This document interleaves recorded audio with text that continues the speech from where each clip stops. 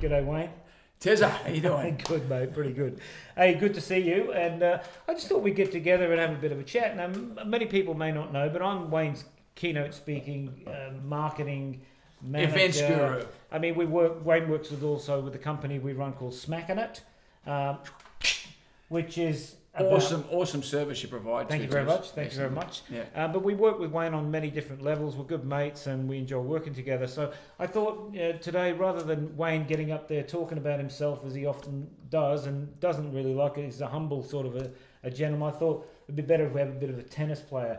Now, going back a while, mate, I interviewed you around about 10 years ago. Yeah, it'd be 8 or 10 years ago, yeah. And that's where we first met, right? Yeah. Right. Yeah. So, and I remember the interview under the Harbour Bridge near Luna Park there. Somewhere like that. So I can't exactly remember. I thought it was down in Balmain. No. Your memory's too much rock and roll for you. It was definitely at near Kirribilli. That's the other thing we have in common. We're both rock and rollers. You probably know Wayne's part of the Oz Icons, and Wayne Pearce and the Big Hitters. That was the old band was Wayne Pearce, the Big Hitters. Now partnered up with Mike Whitney and Angry Anderson does quite a few gigs with us as well. Angry Anderson, yeah, and bit of a resemblance there. Oh mate, absolutely. Him, Angry and I are bookends, mate. We're bookends. But that's danger. Angry's more danger. sort of on the gravelly side, isn't he? With his conversation and that, and plus he can sing. I can't. So there you go. A little look at 10 years back when I interviewed Wayne. Hi, my name's Terry Bergen. Welcome to The Entertainers. Welcome to Real Time. Today I am speaking with NRL great Wayne Pearce. Terry? Wayne, how are you, mate? Good, thank you. Feeling good? You just got out of the gym, I believe. Yeah, try to do regular workouts. It's part of being fit and healthy. Absolutely. Yeah. We were saying that the percentage of keeping the stomach flat was 25% diet. Jeez, you just taught the truth. I wasn't keeping the stomach fat. Yeah. So there you go. That was what we used to look like, and you haven't changed a bit, mate. You're still fit. You're getting on as well. I'm getting on. Yes, I absolutely. offered you a place in the New South Wales over 60 side because we're looking for the veterans, the age, over veterans. Yeah. But since you finished playing footy and you've been working. Tell us a little bit about what you've been doing, mate, for 20 odd years. Yeah, so for the past 20 years since I finished coaching, 21 years it was actually, back in 2000 was my last year of coaching. I sort of didn't really want to sort of continue to work in that football space full time. So I did a little bit of commentary for a couple of years, but I was developing ideas on how I could take the skill sets that I acquired over the years of playing and coaching to business, because I saw a huge gap in teamwork and particularly in team leadership in the business world. Well, I was thinking that after you coached New South Wales Blues to a 3-0 whitewash. I think that was the last time they actually ever did that as well. Back in 2000 that was, yeah. That's right. So I thought you would go into that role, but that wasn't the case. You went... No, a lot of players, when they finish their careers, they want to stay involved in the sport, and I still sort of love the sport, have a passion for the sport. I'm still involved as a commissioner, which is a director of the rugby league at the moment, but I didn't want to work full time in that space. So I took the ideas that I'd developed and polished them up, that I'd sort of acquired and developed through my footy career, polished them up, done quite a few other courses, and pretty much work with businesses now on helping them become their best, particularly in the space of teamwork, because that is a massive gap. Corn Ferry did some research about 5-6 years ago on behalf of NBN Co, and they looked at where the leadership gaps were in the Australian business landscape. And they identified the single biggest leadership competency gap in Australia in leadership is in that building effective teams. It is the teamwork stuff, because how important is teamwork for most businesses? Most business leaders will say it's really critical. But if you ask them what they're doing to drive that, they scratch their heads and they can't really tell you. But there's a whole science behind teamwork that a lot of people just don't understand. And there's a latent potential that's not being fully tapped. That was one of the things that attracted me to working with you.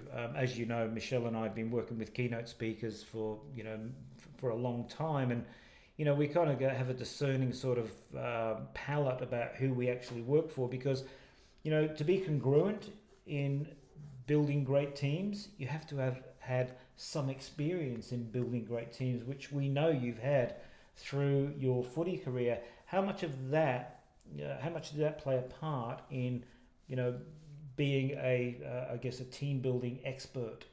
Yeah, I'm very fortunate, Terry. I mean, it's a good point. I mean, for me, there's a whole lot of lessons that I learnt from being a coach, a professional rugby league coach, because coaching is about experimenting. That's what you do. Yeah. You experiment every week by developing game plans, by working on how you can get your players to be the best they can be. But I was very fortunate prior to that, when I left school many, many years before, I went to New South Wales University and I did a science degree, and I did 4 years of undergrad psychology at New South Wales Uni. So that gave me an insight into the mind. It gave me an insight into human dynamics and group dynamics. And it laid a really good foundation, which then I fine-tuned during my years of playing and coaching. To develop your own IP, which is now part of the Wayne Pearce Advantage. Yeah, absolutely. And the Wayne Pearce Academy. Yeah, and one of the things that I've been able to do was, because when I played rugby league, you had to work another job because there wasn't enough money in the game to be full-time professional. That didn't come until after I retired. So I experienced the real world out there. I was a school teacher for a few years, and I got out of that, and I was selling advertising for the Channel 10 network, who were the broadcaster of rugby league at the time. But what I came to appreciate was, in those disciplines that I worked in outside of football, that there was real gaps in teamwork.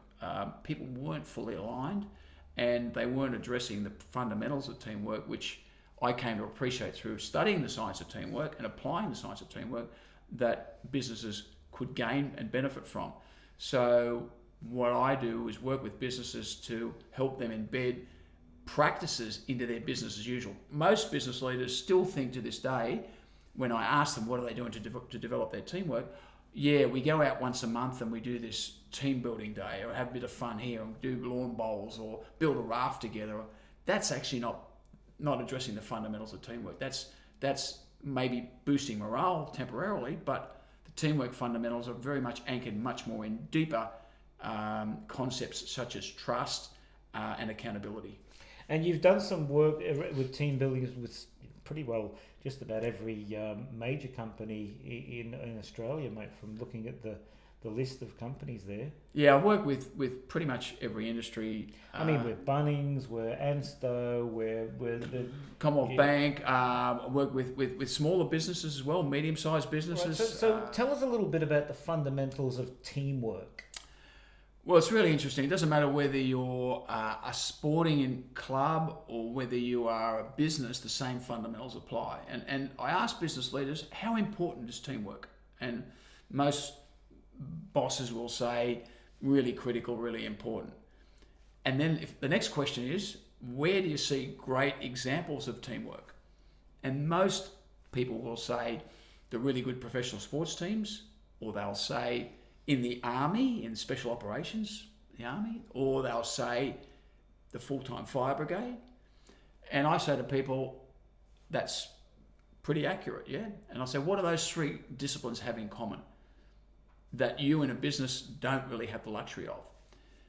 And they'll scratch their head. But the answer is, each of those disciplines will practice teamwork much more than they'll execute. A professional sports team will practice 4 full days a week. They'll have 2 rest days and they'll have 1 game day. Business, the typical business has 5 game days, 2 rest days, and 0 practice days.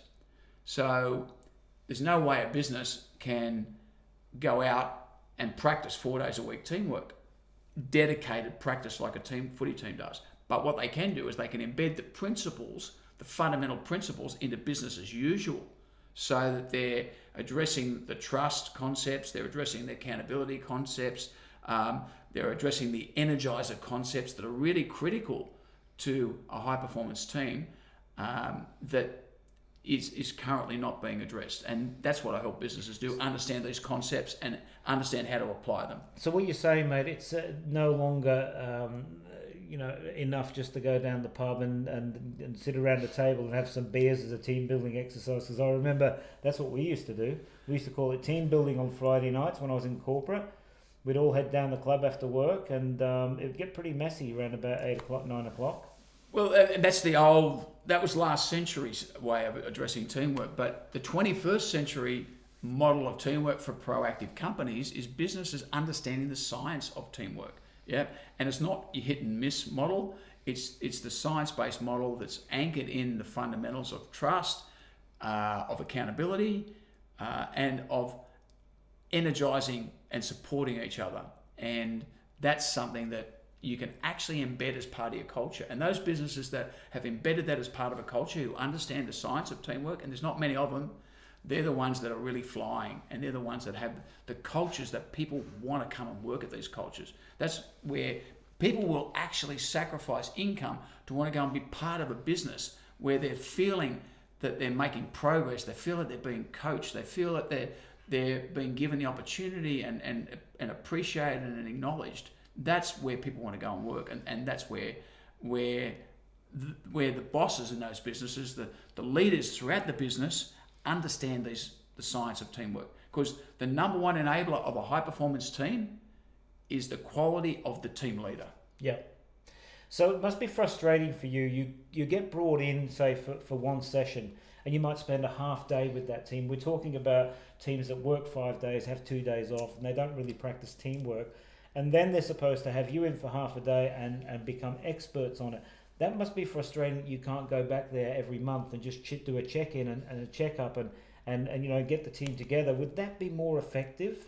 Yeah, well, most of the businesses that I work with do exactly that. Okay. I'm what they call a team coach. So I come in regularly to basically just keep them accountable for what they've agreed that they were going to be kept accountable for. This is not indefinite. This is for the first few sessions, and then ultimately I'm sort of phasing my way out. But businesses and who are going to change and shift their culture need somebody external to the culture to help them on this journey, because it's a foreign journey for most people who have not played professional sport in a really good team, who have not been in special ops in the army, who have not been in the fire brigade, and there's maybe a few other areas, but there's only a very small percentage of the population that have experienced what great teamwork's like. Yeah, and I love that you're congruent in that as well. That's one of the things that attracted Michelle and I to the work you do, is that you're congruent. You walk the talk. You exude. You have great influence over people because of who you are and the way you handle yourself. Is that a big part of what you do, like the influence you have on teams? I mean, is that helping you to get across the messages with teamwork? Yeah, I think in life, too many of us, we and I was guilty of this for a long time. You try to be like this person, or you try to be like that person because you admire that particular individual. And it clicked in me quite a while ago now, but certainly not until I was well into my probably 20s, late 20s, to actually be myself. Try and improve a few areas that I could sort of say this person's good and that person's good, but I stopped trying to be like this particular individual or that individual. And when you understand what your core strengths are, and you understand what it is that motivates you and inspires you at a deep level, and you align your life to that, life becomes pretty easy. It starts to flow. And for me, that's what the purpose of life is, actually to gain that alignment. In my view, it's about how do you become authentic and how do you become fully aligned, because that's when life stops being a struggle. Yeah, they don't teach you this at school, right? No, they don't. So look, we've covered a little bit on teamwork. No, we want to go back to teamwork. There's one thing on teamwork, because I want to talk about black and white television versus colour television. Okay. So what do you want me to ask you? So what I'll say is, so mate, so how do you know so people might think they're in a great team, but how do they know they're not in a great team? I got it. So, mate, people might think that they've got, the team, a fantastic team, but how do they really know that they've actually got that team? It's a really good question because I'll talk about black and white television versus colour television, because I can remember back in the mid-70s when colour television came into Australia. And in those days, I was living in a one-bedroom sectioned off part of a house with my family down in East Balmain, and we had this little black and white television, and that was how we were entertained, watching black and white telly. And I thought it was great, watching Gilligan's Island and Voyage to the Bottom of the Sea and Batman, all that sort of stuff in black and white on black and white telly. This particular weekend, not long after colour television was introduced to Australia, I was walking up through the main street of Darling Street in Balmain, and there was a store there with a glass front window that was the old, nowadays you would call it like Harvey Norman. Back in those days it was called Bennett's Electrical. Yeah, and it was the Harvey Norman of your day. So I'm walking up this store, and there were all these people crowded around out the front of this Bennett's Electrical store. And I was about 14, 15 years of age, and I'm trying to work out what it is, so I squeeze myself in between people.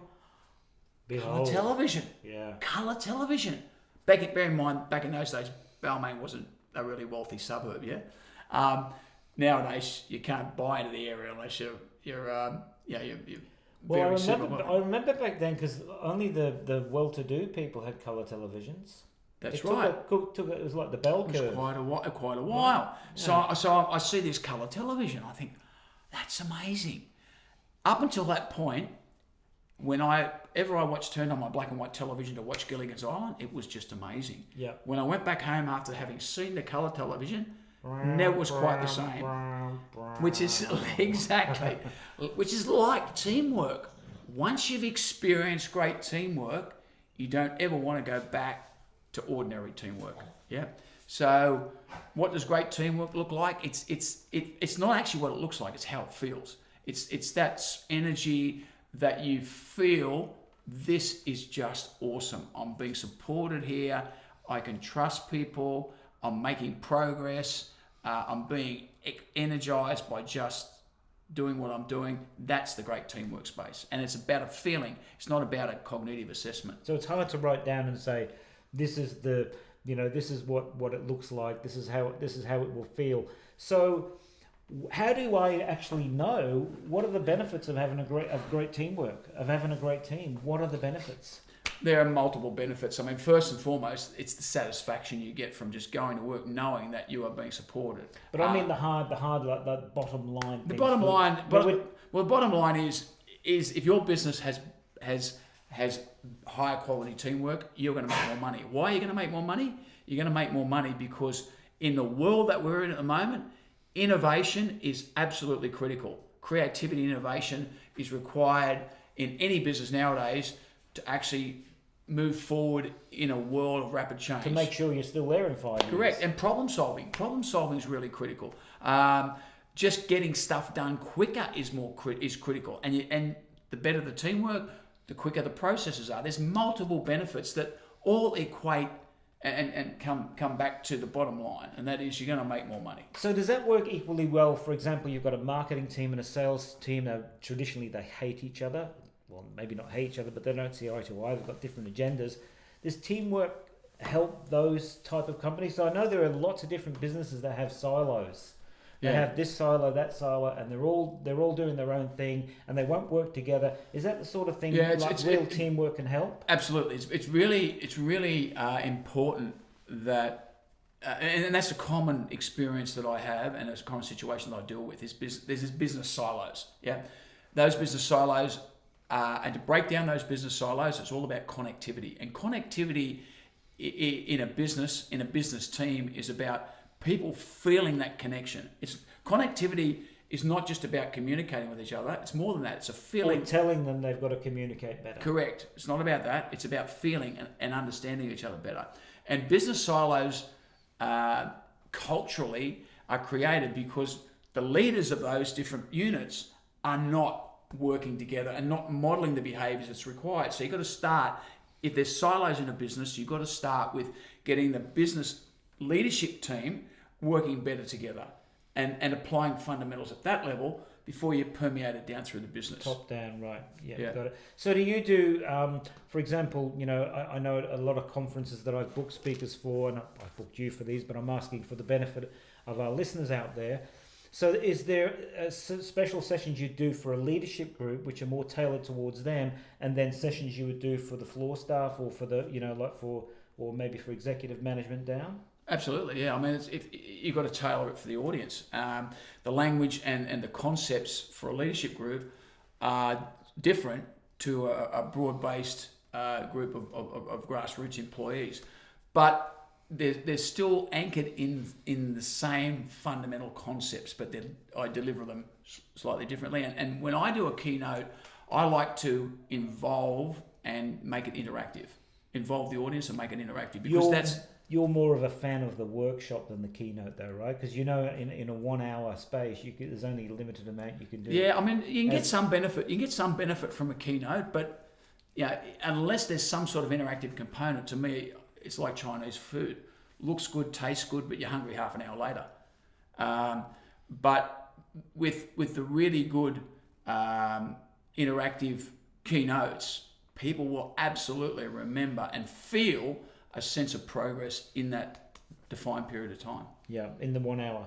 Yeah, the 1 hour. Yeah. I know we've spoken about this before, but the workshop, the half day or the full day, they're just so much more effective from terms of actually embedding the learnings into the organisation.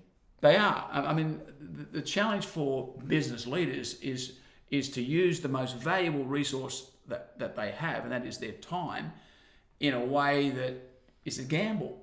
Okay, I'm gambling this because I'm taking my people out for a day or a half day, and that's time away from the office. But if they can strategically see the benefit of that, the upside of that is massive. The upside in terms of improved productivity is absolutely massive.